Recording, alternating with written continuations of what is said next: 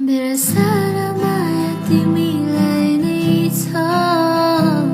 तिम्रो मुस्कानमा हराइसके खुसी छु तिम्रो साथ पाएर नछोड्नु है यो हात कहिले भुलिदेऊला यो सारा सारा तिमी नभए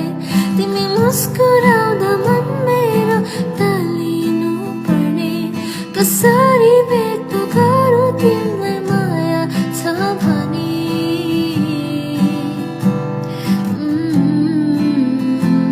तिमी हाँसिदिनु है मेरो छेउ आउँदै बसिरहनेछु सधैँ तिम्रो प्रतीक्षामा नै चाहिँ घरबाट निस्किसक्यौँ अनि बाटोमा छौँ ठुलो मम्मी म बुने हाम्रो माइली मम्मी म अनि बुने चाहिँ यतादेखि निस्केर अब हाम्रो सबभन्दा ठुलो मम्मीको घर जान लाग्छौँ अनि त्यहाँबाट चाहिँ हामीहरू आज कहाँ जान्छौँ बागेश्वरी कहाँ जान्छौँ आज बागेश्वरी जान्छौँ अनि त्यसपछि आएर के गर्छौँ हेर्दै जानु होला हामी चाहिँ 4 जना भएर जाने हो यहाँदेखि कोलपुरदेखि चाहिँ नेपालगञ्ज जान आधी घन्टा लाग्छ अरे है मलाई त थाहा छैन म त नयाँ मान्छे अनि आजको न्यु इयर यस्तो भइरहेको छ अनि सबैजनालाई ह्याप्पी न्यु इयर अनि हाम्रो ठुलो मम्मी चाहिँ यता हुनुहुन्छ अर्को ठुलो मम्मीसँग कुरा गर्दै गर्नु न हामी चाहिँ यहाँ चप्पल गौडीमा हौँ नाटक हामीहरू चाहिँ सामानहरू किनेर पूजा गर्ने सामान किनेर सबभन्दा ठुली मम्मीलाई लिन आएछौँ फोनै लाग्दैन हाम्रो ठुलो मम्मीको हो कि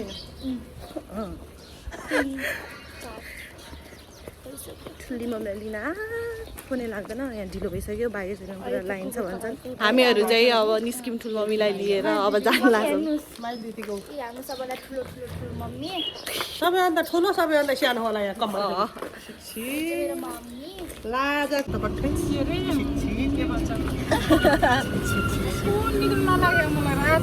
हामी अटो गरेर अब कोलपुरदेखि हामीहरू चाहिँ म्याजिकमा चढिसक्यौँ यस्तै बसिरहेको छौँ चाहिँ यस्तो छ चामोस गरेर बसेको छौँ हामी 2 बहिनी अनि उता 2 बहिनी बस्नु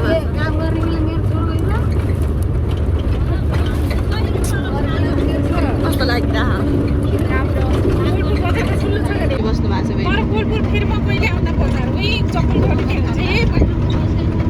कोलपुरको बजार नेपालगञ्ज आइपुग्यौँ हामीहरू यस्तो प्याक छ मन्दिर त पुरा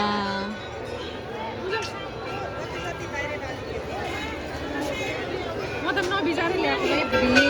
बल्ल बल्ल भित्र गएर हामी आछौँ बाहिर हामीहरू भर्खर बागेश्वरी मन्दिरबाट निस्क्यौँ यस्तो प्याक थियो पुरै बल्ल बल्ल आज न्यु इयरमा मन्दिर घुमेर आयो अब के गर्छौँ हामीहरूले अनुहारको हालत यस्तो भएको छ गाइसक्यो गाह्रो छ गर्मी भएर पुरा हेर मुख कालो भइसक्यो हामी न्यु रोडको बजारदेखि जान लाग्छौँ एलिजा कलेक्सन रे मम्मी कालो देखाएको छ कहाँ जानु यस्तो बनाउँछ यो नेपालगञ्ज त्यही भएर मलाई आउने मन यो लगाएको के अरे कति बेला थियो 105 भनेको थियो हामी 5 रुपियाँ मात्रै दिन्छ यो धागो बाँधेको 105 भनेको थियो हामीले 5 रुपियाँ मात्रै दिएर आयो क्या चाहिँ अटोबाट झरेर अब घर जान लाग्यौँ आज यस्तो प्याक हे भगवान्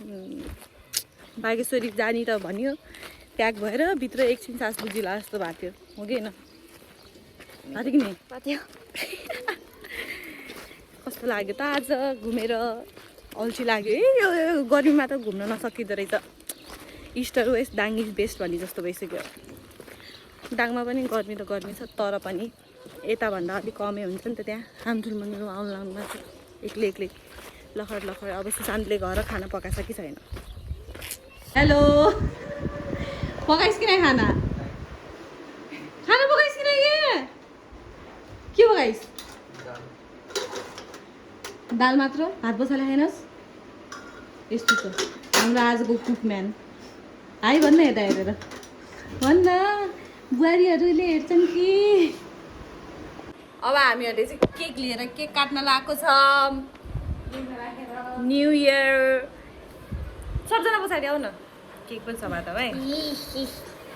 ह्यापी न्यू इयर हाम्रो न्यू इयर चाहिँ यसरी अब केक काट्छौँ अनि न्यू इयर मनाउँछौँ हाई भनिदेऊ हाई समात ह्यापी न्यू इयर